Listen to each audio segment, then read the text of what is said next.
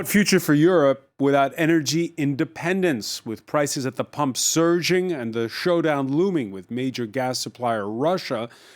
It was the French president's turn to address the European Parliament this Wednesday. Emmanuel Macron's big presentation to mark France's rotating presidency of the bloc. We'll ask about what Macron said and didn't say about the highest petrol prices in 7 years, with some Paris gas stations asking, get this, €2 a litre at the pump. With Macron about to officially launch his re-election bid in 3 months, we'll be asked about the government's pulling out of all the stops when it comes to keeping a lid on this country on energy bills. He's asked supplier EDF to take an €8 billion hit on rates for consumers. Employees at what was once a state monopoly planning to go on strike. They're angry at EU rules that impose the free market, and in this case, for EDF to sell energy at a loss to smaller rivals. And then there's the essential question: is Europe's core philosophy out of touch when it comes to energy? Should Brussels have a bigger say on pooling imports like they did with vaccines and imposing a quicker transition to a more carbon-neutral energy mix that puts public service before profits? Today in the France 24 debate, we're wondering, is Europe powerless in the face of the current energy crunch? Joining us from Strasbourg, Michael Bloss, German Green member of the European Parliament. Thanks for joining us. Hello, thank you. We're also in the company of Ano Kunahatan, energy sector analyst with insurers Euler Hermes. Welcome to the show. Thanks for having me. And we welcome back Nicolas Mélan, senior advisor at EV Volumes, EV as in electric vehicles. Electric vehicles. Good evening, François. The France 24 debate, where you can join the conversation on Facebook and Twitter, hashtag F24debate. Yeah, it was Emmanuel Macron's standard pro-EU stumped speech we saw. The fireworks in Strasbourg started after with the question-answer center session. Parliamentarians, French ones in particular. We saw, for instance, French Green MEP Yannick Jadot. He's running for president against Macron in April's election. Jadot accusing the incumbent of climate inaction and blasting the government for pushing the European Commission to include nuclear power on a list of green label energies. Macron responding in kind.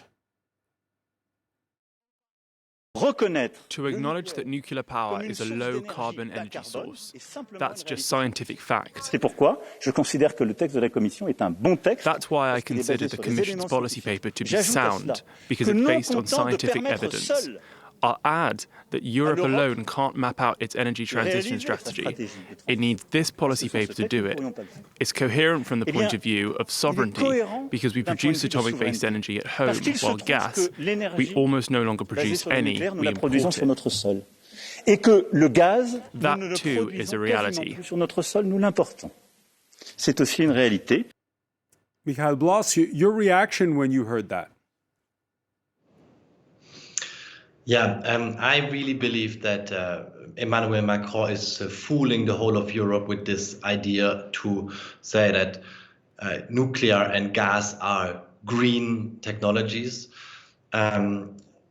If he would be so sovereign with nuclear energy, then in France you would need to find a long-term storage for the waste, but there is no long-term storage for the waste. There is no possibility to store nuclear waste for 1 million years. Imagine that number, 1 million years. Imagine how old our civilization is.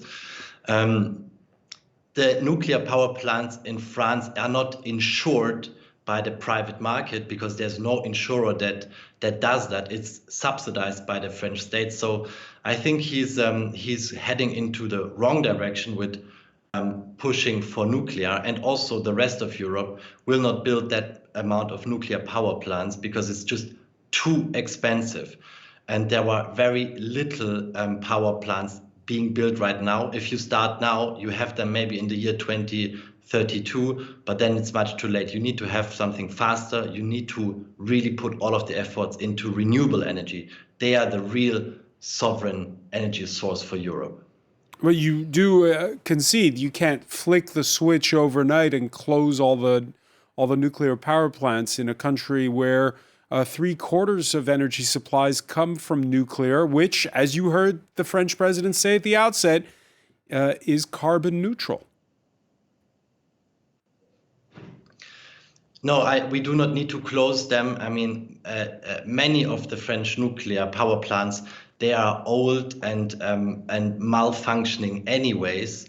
And there are problems with this. We see France sometimes being at the verge of a blackout because of the malfunctioning of the nuclear power fleet. So I think this is a problem in itself. And if you would actually invest into something much cheaper, like the renewables, I think that is a better way to go. We can discuss about the carbon neutrality, but the whole idea of sustainability is that you do not put a burden on future generations. Well, with nuclear power, with all of the waste, with the risk that you can't control, this is a huge burden to future generation. There is no explanation where to store that nuclear waste, and I said it before. You need to store that for up to 1 million years.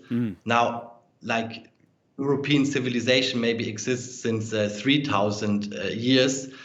We cannot imagine as human beings this long term.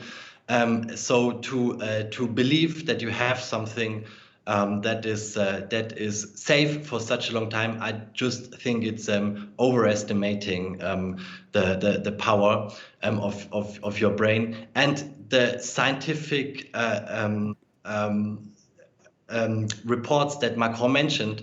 Actually, the German Ministry for the Environment and its institutions, they have scientific studies that prove the actual opposite. So there is a huge debate in science, and I do not see anyone having actually a storage for 1 million years. Nicolas Mélan, without nuclear power, how do you power those electric vehicles you love? Well, you can power it with the electricity produced in Germany. If we look at last week, we had a big anticyclone over Europe, and Germany was producing... High pressure system was producing 50 gigawatt of electricity with fossil fuel, 15 gigawatt with coal, 10 gigawatt with lignite, which is even worse, and 15 gigawatt with natural gas. So this is the energy transition that Germany encourage. They will maybe get rid of coal in 2038, if I'm correct, maybe a bit earlier with the new coalition. They did a choice of closing nuclear before coal, and they have good reason for this, good cultural reason, because during the Cold War, they were between the two blocs, and we can understand this.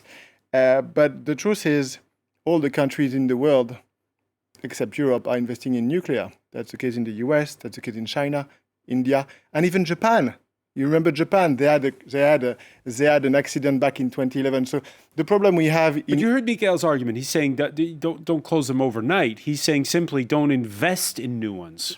I think what we need now is a plan in Europe. And the truth is there is no energy plan. There is some countries which have each independent plans that are made for people who elect them. That was the case in Germany in 1998 with the Green Coalition with Schröder. That was the case with François Hollande in 2014 with the Green. There is no plan. They're just electoral measures. And today, when there is no wind and when there is no sun, what's going to happen? How do we do? Anil Kunahatan, do you have the answer? I think the energy transition is a must. Long term, it's a must. So we must go there. The issue is that over the short run, as we said, we can't just unplug the nuclear power plants.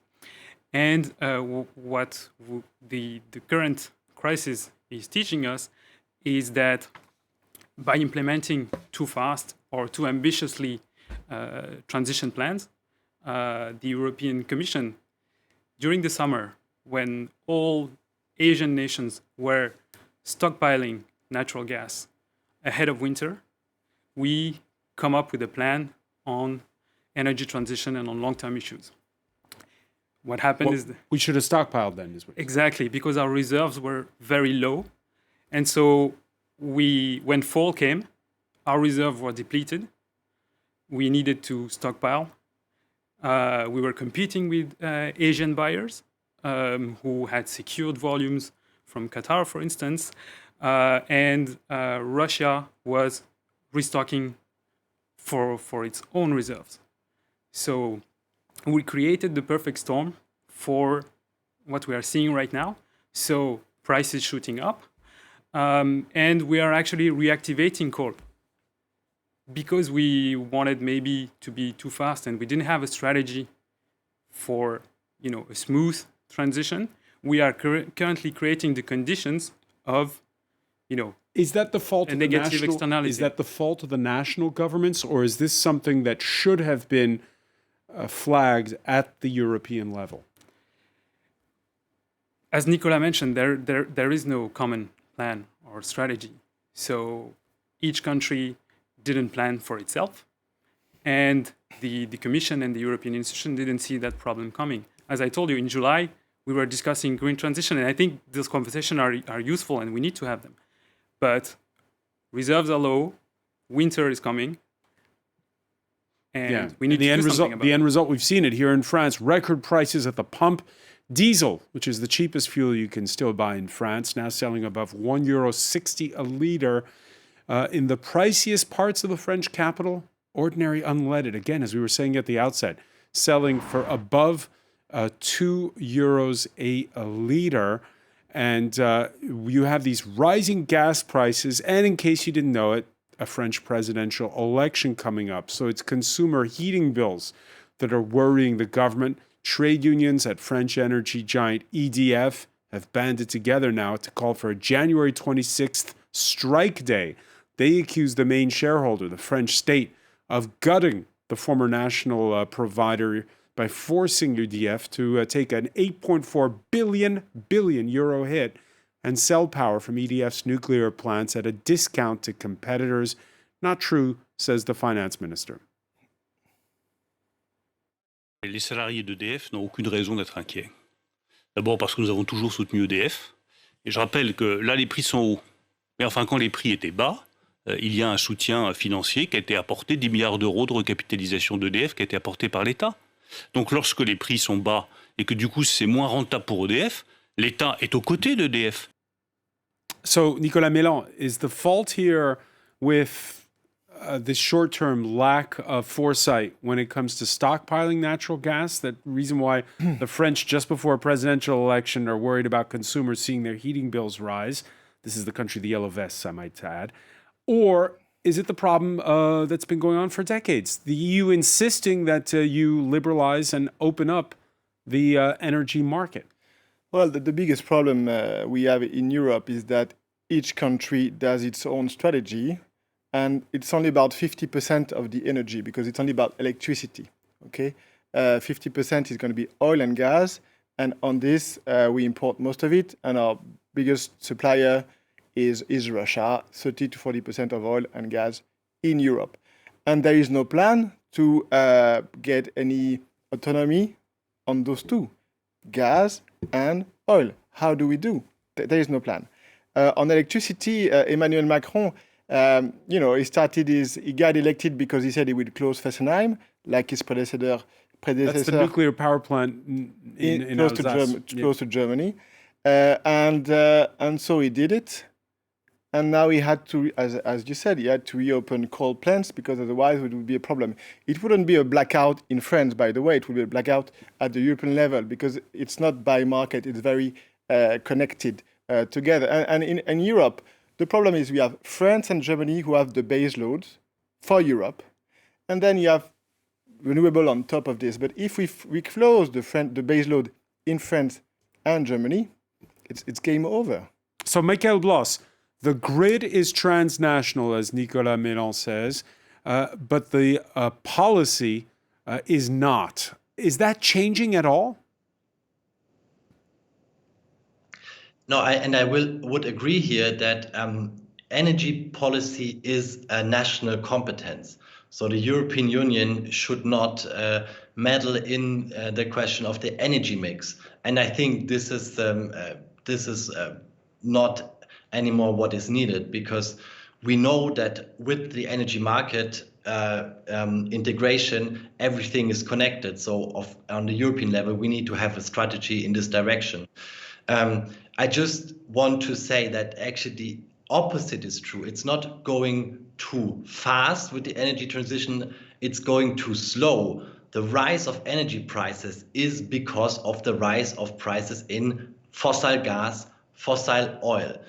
And if you look into the last 10 years, prices for wind fell by minus 70%, for solar by minus 90%. These are the cheap energy sources that we have. If we are transitioning fast, that is actually bringing prices down. So we should be doing that faster and not slower. By the way, nuclear power went in the last 10 years up by 20%. Nuclear power is more expensive than renewables. More expensive than renewables. Anu Kunahatan, is it just as some analysts say? Because, well, we finally reached that tipping point where we've reached peak oil, as they call it. So when it comes to cost, I would tend to agree. Renewables are actually a cheap source of energy. The problem, and Nicola touched upon it, is that it's not manageable.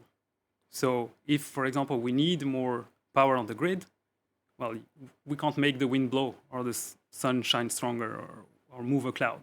So that's one of the issue. When I said that we had the perfect storm coming, actually we didn't have wind in Europe. So we had no storm at all. That was exactly. So that removed. I don't have the figures. But you have politics as well, and I'll put it to Nicolas, because candidate after candidate for the upcoming presidential election is against wind farms. France has tons of coastline. What's wrong with a few wind farms offshore? Well, I don't think they are against wind farm. I agree we have a strong potential on the Manche, but it is French, so it's very long. A lot of administration, it's very complicated, it takes a lot of time. So there is some potential, and obviously I agree that we need to use each and every source of energy, because obviously in a universe where there will be an energy crunch, we can't just skip one of them. But I want to come back on your first question. You were talking about peak oil, and I think that's something interesting, because people don't realize that oil production globally has passed a peak at the end of 2018. So it was like 3 years ago. Then we had the COVID, and now we see that the supply can't keep up with the demand increasing after the COVID. And that's in the situation where we are now, $90, $100 in a couple of days. I agree with Michael that it's not going fast enough on the transition, especially on oil, how to get rid of oil. But I would make a suggestion to him, because that's something we proposed when I worked with France Stratégie as scientific advisor. We would suggest to have a tax on or regulation on the weight of the car. And we know that the cars in Germany from the German manufacturers are very heavy, and they consume a lot of energy, obviously. And so at the European level, if we want to make it go faster, we need to come up with this regulation to encourage people to buy smaller and lighter car, and that will make everybody's life easier. There was a staggering statistic from the International Energy Agency, Michael, that was flagged by the Financial Times this week. If SUVs were a country, they'd have a bigger carbon footprint than Germany. Do you agree that for us to make this energy transition, the Germans are going to have to give up on some of those big cars that, by the way, the French love too? I absolutely agree that the question of resource efficiency is something that we do not touch upon in most of all our policy debates, and we have to. In Germany, at least, we have a tax system that encourages you to buy heavier cars. That has to end. And we have to encourage efficiency and actually also public transport. Nevertheless, I believe that that this whole idea that renewables are not manageable, I don't think that is true anymore. Looking into systems that are more flexible, more decentral, also EV, so electric cars can play a role, for instance, as decentralized batteries that can not only use but also give energy to households in case needed. So there's a lot of possibilities, And just we need to create now an energy system that is actually allowing for such possibilities, because the old energy system is very concentrated on one big energy supplier, a nuclear power plant or a coal power plant, but that's not the energy system of the future. The energy system of the future is much more decentralized, flexible, but still stable. Ano Kunahatan, what is the energy source of the future? I know there's no silver bullet, but still. I think the transition is something that's difficult to predict because, well, first of all, the technologies are moving. When we're saying that renewables are going to become manageable, well, right now we're just putting over capacities so that you can power the grid. That's how it's been done. And I agree there are, I would say, leads and maybe some technologies that are promising that will help get rid of those disadvantages. But right now, it's a problem. And I think what the main problem is that the energy bill is actually a much bigger part of the budget for poorer households. And that's the big problem. I mean, everybody is cheering for green transition, but it needs to be also socially acceptable and fair. With the price at the pump, again, above 160 a liter, €2 in some parts, why aren't we seeing the yellow vests on the streets like we did back a few years back here in France? Remember, it was a carbon tax that was the spark for that protest movement.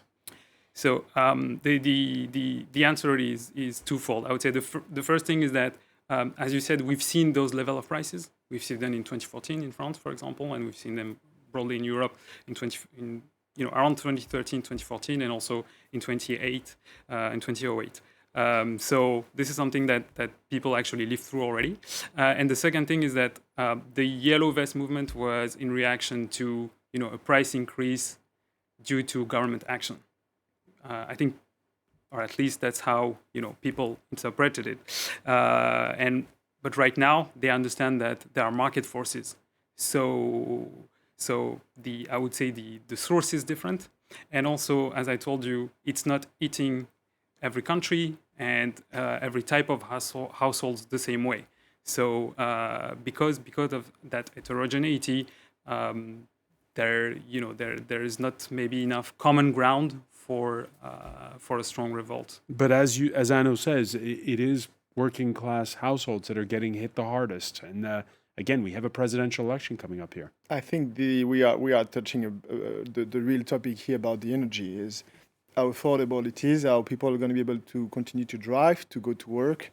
Yellow vest, I suggest you wait a couple of weeks. And couple of weeks, and obviously with the election, you'll see them in the street. The problem is, it's going to be across the world. Look what happened in Kazakhstan recently. I'm sure you talked about it. It was about the gas price. That's what they put in their cars, right? That's what sparked those protests there. And you have to keep in mind that compared to 2014, we have in a world now after COVID where the inflation is on just everything, every product, oil, but every other product. So I think we're going to have a problem, and this is also why electric cars could be a solution in Europe. But one question: we talked about oil, we talked about the gas, we depend on Russia, but the solar panels, where are they made? In China with coal. The batteries, where are they made? Where is the cobalt coming from? Where is it refined? What's the plan for Europe to be autonomous on electric vehicle? There is no plan. So it's time to start to make a plan. And I think the biggest problem, and we see this tonight, is to have a plan in Europe. You need France and Germany to talk and to agree on something. Like the German parties, when they do coalitions, they agree on a plan and they go through it. And they are not on the same alignment. As long as you don't have France and Germany on the same side that discuss and agree on something, nothing's going to happen. Is that impossible, Michael, seeing as the French have more nuclear and the Germans don't? Well, I think it's good that France and Germany are talking. I'm from the European Parliament, and we are the democratic institution. So I think it's not only the two countries, but we need to have really a common plan and a common idea of this energy transition. Look, for like France has a lot of nuclear power plants. I believe this is economically and ecologically wrong. I don't think this is the big fight that we are having right now in terms of the development of the energy system in Europe. But when we discuss prices, which is really a huge problem, and the question of the protest, the question is really, what would people then protest in favor of? I mean, what is the solution to bring prices down? Are you protesting against peak oil? Are you protesting against this, against the rise of fossil gas that comes from the outside?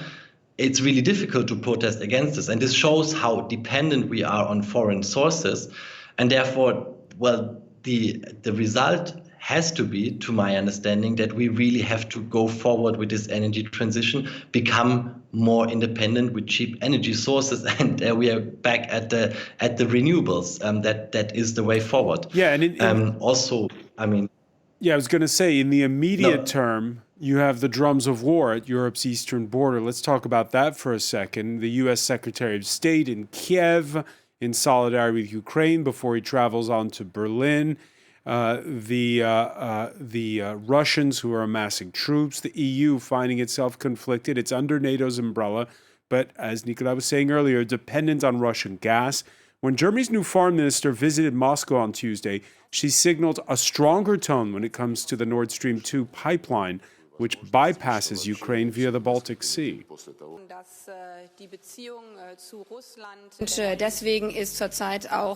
Right now, the certification process for this pipeline is currently suspended. We have stressed repeatedly at various levels of this government that if energy were used as a weapon, this would have corresponding effects with a view to this pipeline. Dass das dann auch entsprechende Auswirkungen mit Blick auf diese Pipeline hätte. Now, that pipeline's not yet operational, but it's one of those pieces in the mix. We're seeing, Ano Kunahatan, a strengthening of resolve, you might say, this week on the part of the Germans, who are definitely talking, as you heard in that clip, in a more forceful manner when it comes to Nord Stream 2. Do you believe the Russians could cut off the gas? So listen, I think, when it comes to geopolitics, probably Russia is a wild card, so it's very difficult to predict. But what is certain is that about a third of Russian gas coming to Europe transits via Ukraine. So what is happening in Ukraine is pivotal for gas supply in Europe, and demand is very strong. The winter seems to be cold. We don't know how long it's going to last, and if it's going to be that bad for quite some time, but it can definitely become a very, very tense situation. Could become a more tense situation. Since 2014, when it annexed Crimea, Russia has been making moves to lessen its dependency on dollar transactions. In the other direction, EU dependency on Russian gas has, in fact, risen since the statistics we're showing you here on the screen were compiled back in 2020. The past year has seen, as we were talking about it, that global economic rebound that's triggered an energy scramble. Norway's prime minister this Wednesday saying his country is doing all it can to fill the gap in the meantime. But Norway's a distant second when it comes to supplying the EU with energy, and it's at maximum capacity, he says. Michael Bloss, if it does go from bad to worse between Russia and Ukraine, what are the possible scenarios? I think our foreign minister from the Greens, Annalena Baerbock, made it very clear that Nord Stream 2 is not going to happen if we see boots on the ground, and that was backed up by our Chancellor Olaf Scholz. So I think that was good and clear signals, and it was much more than what was said before. And this is again one of these problems of dependency. I really do believe that we have to also think about how to reduce the consumption of gas. in all over Europe because there is just no gas in Europe, having Nord Stream 2 as another supplier of gas from Russia will make us just more dependent on their political games. And I do believe that Putin already plays with the gas supply to Europe in order to enforce his interests, and this is not the way we should. But be, what about Michael? Excuse me for asking, but what about in the immediate term? What would be the plan what's the scenario in the immediate term? You heard there Anno saying 1/3 of Russian gas transits through Ukraine. If you look at the current situation.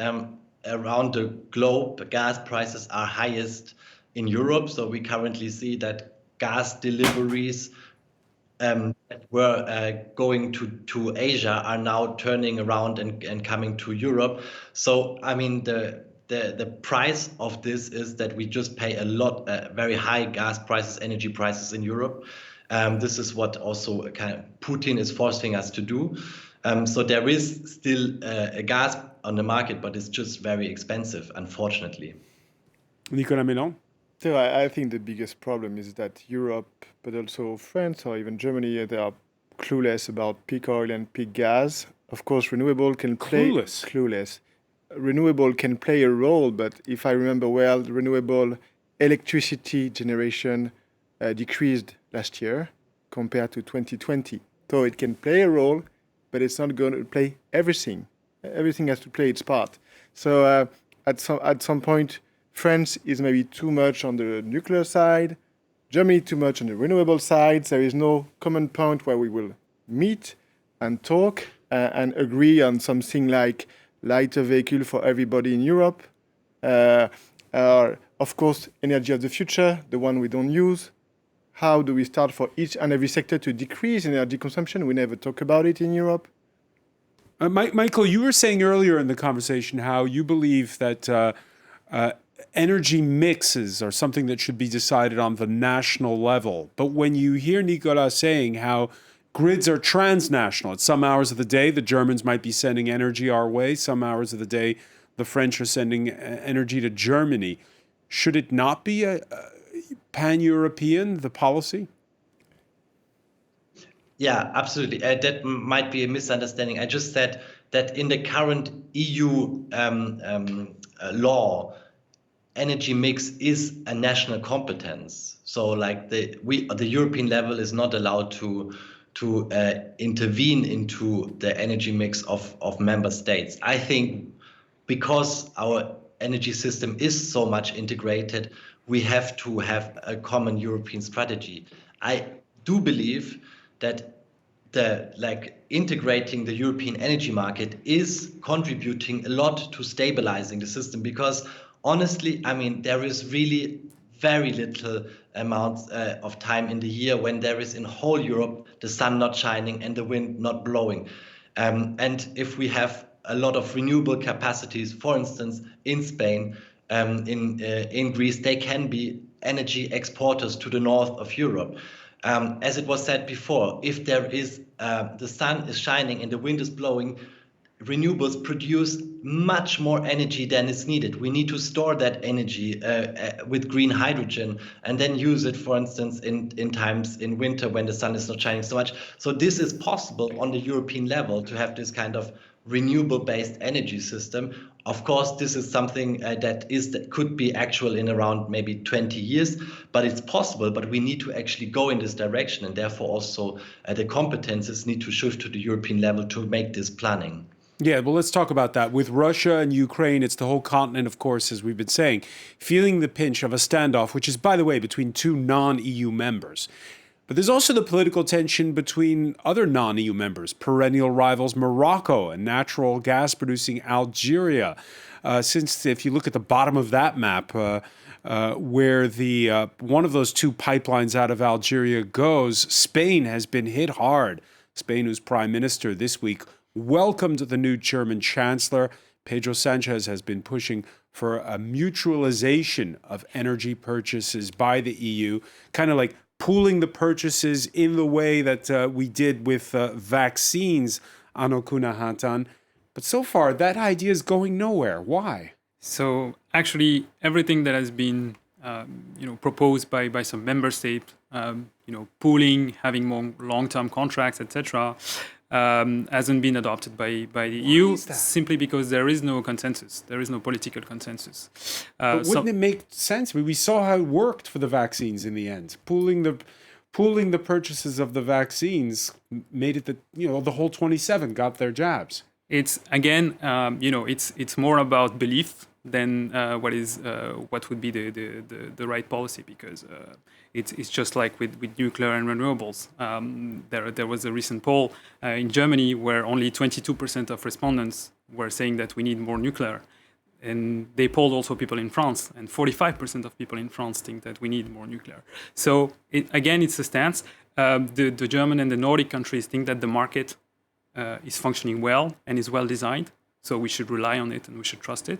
And there are some other countries like France, like Italy, like Spain, who are advocating for reforms at best, or at least having common market instruments to hedge basically the countries from those very volatile energy prices. Michael Bloss, I know the Greens are only one party inside of a three-party coalition in Germany, but is that an idea that Olaf Scholz, the Social Democrat chancellor, could endorse eventually?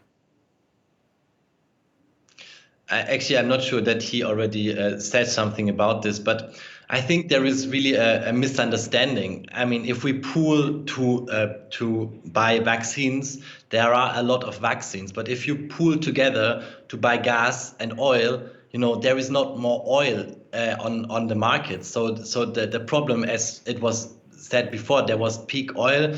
This is a scarce commodity, and you do not make more of it by uniting and buying it.